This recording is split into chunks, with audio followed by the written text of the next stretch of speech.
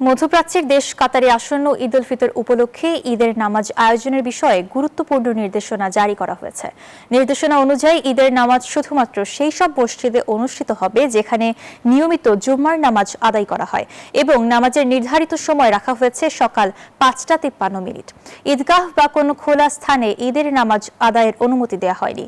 নামাজ ও খুতবার সময়সীমা সর্বোচ্চ ১৫ মিনিটের মধ্যে সীমাবদ্ধ রাখার নির্দেশ সহ একই সঙ্গে ইমামগণকে কাতারের নিরাপত্তা ও শান্তি কামনায় বিশেষ দোয়া করার জন্য নির্দেশনা প্রদান করা হয়েছে।